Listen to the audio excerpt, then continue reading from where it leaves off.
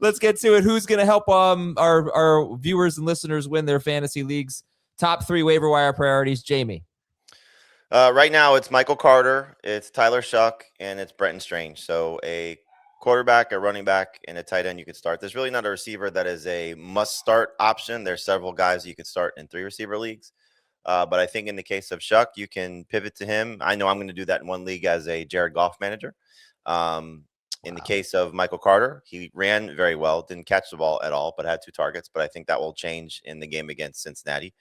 And then for Strange, he's had really one disappointing game, but and it happened to be against the Colts. But he did get 6 targets in that game. And the way Trevor Lawrence is playing right now, I think you want pieces of this offense. Yeah, absolutely. And that's why I think Parker Washington's going to be one of the top waiver wire priorities at wide receivers. It's a little tough. We talked about this on Sunday night, but you did have Brian Thomas Jr. being shadowed mostly by Patrick Surtain. You did have Riley Moss contributing about 75 extra yards to Parker Washington by being completely unable to tackle him in the open field. But you just saw the Colts in action last night. Their defense is really struggling, and Jackson was playing great. Just checking Trevor Lawrence, 88% rostered. And I am one who dropped Trevor Lawrence last week, because he was facing Denver. So I'm trying to get him back this week. But that probably the first trip you want to make is just check to see if Trevor Lawrence is available. There's a lot of check to see options, Yeah. So Juwan Johnson, for example, would be the best tight end to go get, or Dalton Schultz, 2 guys that are available in close to 30% of leagues. There's the Patriots DST, for example, because they've been dropped in several leagues, or maybe may have been dropped in several leagues because of their most recent matchups plus their bye week.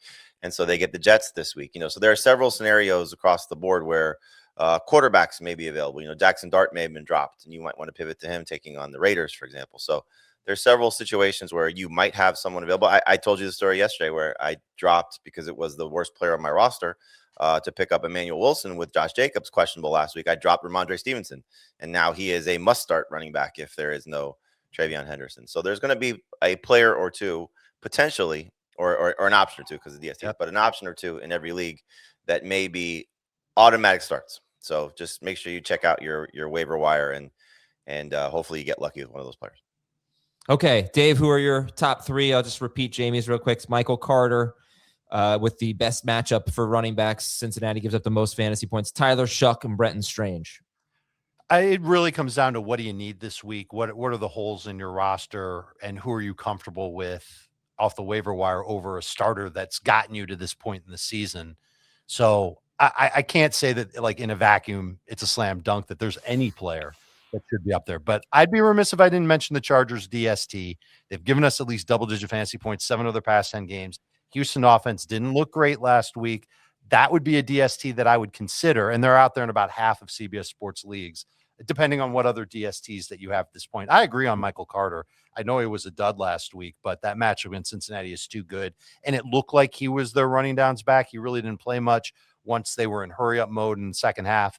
I don't know if they're going to be in that mode this week. I think Michael Carter could get a pretty decent workload, and I'll say Brenton Strange.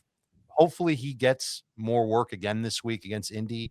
I'm not sure what this Indy defense is going to be like, what it's going to play like. The game means nothing. I don't know what their offense is going to be like or who their quarterback is going to be. This could be a matchup where the Jaguars just stomp them. And so getting pieces of that offense, I think Jamey talked about that. Parker Washington makes sense. He seems to pop a little bit more whenever they're in like high scoring shootouts. I don't know if that's going to be this kind of game. So Strange, if you're looking for a tight end, he would be the best one. But again, it does come down to 2 things. Number 1, we already talked about it. Check to see who's available. Number 2, what do you need? And number 3, what does your opponent need? Is there somebody that you can pick up off the waiver wire that you could keep away from your opponent? Remember, you've got to keep these players. And then if you're a good faith fantasy manager, you're going to hold on to them all the way through the week. You're going to have them on your bench for the fantasy championship game. You're not going to pick them up and drop them and then find somebody else. And the very next moment, pick them up and drop them too. Don't be a jerk. Just be ethical about it. But playing keep away is a strategy, and this is the time of the year to deploy that strategy. Sure. And we did a little breakdown of Michael Carter on Beyond the Box Score yesterday, if anybody wants to go back and listen to it. And I think my concern is that Corey Kiner would be their goal line back if they get down there. But that's just a guess. because he's got the size. But also, again, first game all season where the Cardinals running backs didn't have a catch. I expect that to change. The Bengals give up the second most receiving yards per game to running backs, in addition to the most fantasy points to running backs. So definitely Carter is an option. If you have Josh Jacobs, for example, you might want to pick him up and just see. We don't know. I assume Jacobs is going to play, but it's a little iffy. One other thing I want to mention, I was just looking at a little bit of weather because I woke up today with my driveway and backyard blanketed in snow. If you have Drake May, it looks like there could be some bad weather in the Northeast this weekend. So we're 5 days away from that game, but just maybe plan for it. I think as of now, it's like a 70% chance of precipitation on Sunday in New Jersey. So just keep an eye on that. The move there would be to just pick up a quarterback just in case. Right. Like we're going to talk about a lot of quarterbacks, and Jamey mentioned Tyler Shuck, and that's probably one of the best ones that you can go and pick up to carry on your bench just in case you are freaked out by the weather in that game. But also, you shouldn't be freaked out about the weather until right before kickoff, maybe an hour before kickoff. Okay. So programming this week is a normal week. We'll have a show on Christmas, and that'll be fun.